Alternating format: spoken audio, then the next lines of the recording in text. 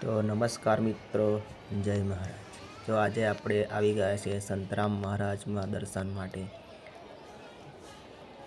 આજે મહાસુદ પૂર્ણિમા થઈ છે તો ભક્તોની ભીડ ખૂબ જ જોવા મળી રહી છે. દર મહાસુદ પૂનમે આ રીતને અહીંયા આગળ સંતરામ મહારાજમાં મેળો ભરાય છે અને ખૂબ મોટી સંખ્યામાં ભક્તો દર્શન કરવા માટે આવતા હોય છે.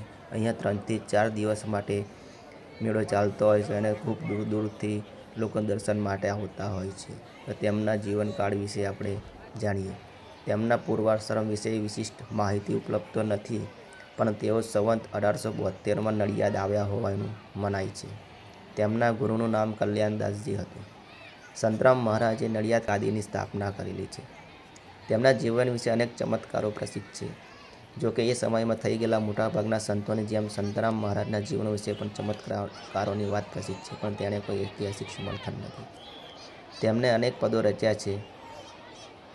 તેમના પદો દ્વારા તેઓ સદગુરુ દ્વારા જ્ઞાન પ્રાપ્તિ પર ભાર મૂકે છે. તેઓ પોતાના ભજનોમાં અંતે પોતાને સુખસાગર તરીકે ઓળખાવે છે. તેમની આધ્યાત્મિક ભૂમિકા જ્ઞાન માર્ગની છે. સંવત 1880ની આસપાસ તેમની મુલાકાત સ્વામિનારાયણ સંપ્રદાયના સ્થાપક સહજાનંદ સ્વામી સાથે થયેલી માન્યતા છે. સંતરામ મહારાજે કવિતાઓ ઉપરાંત ચરોતર પ્રદેશમાં પછાત વર્ગની સુધારણા માટે ઉન્નતિ માટે પણ નોંધપાત્ર પ્રદાન કરેલ છે. તેમને જીવતા સમાધિ લીધેલ છે. સમાધિ સમયે તેમના શરીરમાંથી દિવ્ય જ્યોત પ્રગટેલ અને દીવામાં સમાઈ ગઈ હોવાની માન્યતા છે.